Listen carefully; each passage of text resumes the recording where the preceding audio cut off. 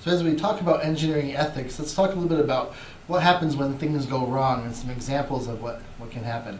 So some notable disasters that have occurred in engineering, and a lot of these will be different causes, but from explosions to crashes, nuclear meltdowns, flood control issues. We've seen things like that on TV.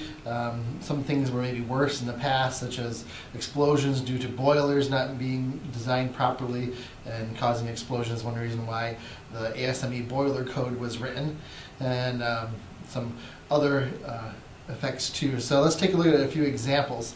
So let's look at maybe one well-known example is the Titanic, and you've aware of that it was supposed to be an unsinkable ship, that it was so strong and powerful it was going to be able to take anything.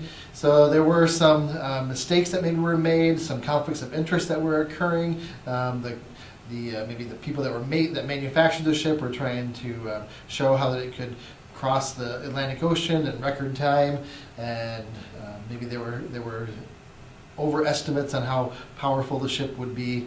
There was also mistakes that maybe the engineers made. There's some evidence to show that maybe some of the bolts and rivets that were used in holding the hull together weren't made to the right specifications. They were weaker than they were supposed to be, so that when the iceberg hit, it ruptured open the hull easier. There's also talk about the bulkheads not being tall enough to contain the water properly inside once there was a leak. So there were some maybe mistakes and oversights in the engineers how they designed it, and maybe also you consider that the lack of safety boats and rafts and things like that for people to go in were some mistakes that were made also. So, who was primarily responsible for the tragedy? That could be up to debate, from the captain who was trying to forge ahead and not listening to the heated warnings of icebergs, to some of the engineers or the company that manufactured the ship and tried to take some shortcuts. So it could be a lot of blame to go around in those cases. Another example that you maybe have seen a video of is the Tacoma Narrows Bridge. If you haven't seen that video, I would recommend you look it up and take a view of it. It was back in the 1940s, and what happened was that the bridge, as it spanned this kind of a gorge, that the wind would blow through that gorge, and when the winds got to a certain speed, it hit kind of a harmonic frequency of the bridge, caused the bridge to start doing a lot of motion that was unintended. A lot of motion, and eventually after a few hours it collapsed and catastrophically, and luckily they got everyone off the bridge before that happened. So, but that was a little design flaw, something that they didn't anticipate under the conditions of the environment there.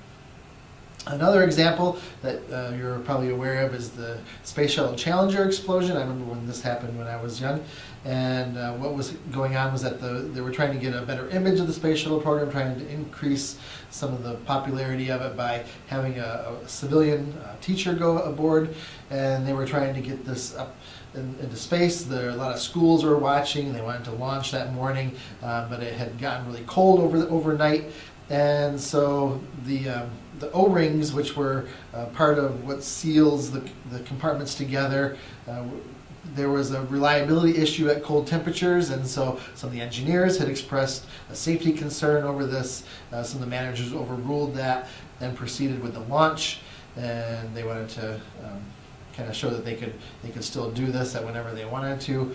And what happened is, you can see from some of these arrows, you can see where the O-rings failed and some of the fuel escaped and started burning in locations where it wasn't supposed to be burning. And there's a picture of two compartments that are sealed with O-rings, and so as pressurized, the O-rings, when they were cold, they were able to allow some of the fuel to escape. And then a few seconds after launch, it caused an explosion, and those aboard died, and the teacher and all the kids, lots of kids were watching from schools around the country, and it was a big tragedy at the time. So shut down the program for quite a while. Another one you might not be as familiar with is the Hyatt Regency Walkway. This was in a hotel in Kansas, and this hotel was designed to have a number of elevated walkways that were suspended from the ceiling that went across a large foyer in the main entrance of the building. And there were maybe 2 walkways that were suspended above each other, and a third one that was kind of offset from those. And the design for it called for a long threaded rod to be put down, and that there was bolts that were going to be screwing into that rod in order to suspend the walkways. And it was a little bit difficult to actually make them that way, so they were modified after the design was approved in order to kind of save some cost and save on making the long threaded rods appropriately. And what happened is that with a lot of weight, there was a large function going on one day with a lot of weight on the walkways from people standing on them. The load that was supposed to be transmitted to the bolts or to the nuts that were holding the walkways in place it exceeded what it was designed to be, and the walkway collapsed. You can see here, let's see, this is the original design. It had this long threaded rod that you would put bolts on, and then it would go down to the next walkway and have another bolt on it. It was hard to manufacture that, so they put in 2 rods, but that doubled the load on one of the nuts, which is the one that failed and caused quite a catastrophic failure there, where a number of people died and a lot of people were injured. And it was kind of tragic for the people there, and it was due to an engineering flaw in how it was it wasn't the best design, and so it was changed. So there was some engineering involvement that wasn't done properly. So in a lot of these disasters, there's different causes that could have occurred. So there's different reasons, such as not using a correct safety factor, a large enough safety factor to account for any overloads and things like that. That maybe there was some material aspects that were bad that weren't expected, and so the material was flawed, or maybe there was extreme conditions in the environment, such as the Challenger, where it got extremely cold, or the wind blowing through the Tacoma Narrows that was more than maybe what was anticipated. There could be design flaws like in the walkways, or mistakes that were made in manufacturing, or maybe just the user wasn't using them properly, so there were mistakes that way too. So there could be lots of different causes for engineering disasters, but as engineers we want to try to take those into account as much as possible. So we want to use things like high quality materials.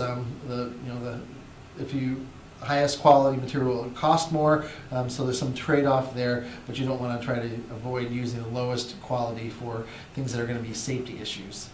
There could be a lot of information that could be used or maybe abused in some cases on who knows what, maybe about the material that you're using or the suppliers that you have, maybe shortcuts that were made. Just making sure that those are shared in order to prevent accidents from happening. There could be issues with the reliability or the accuracy of the analysis that was done by the engineers, some of the modeling that was done.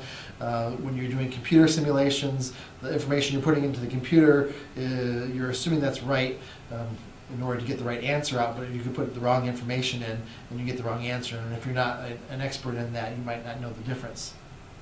And if testing wasn't done properly or was maybe adjusted in order to pass inspection, things like that might happen.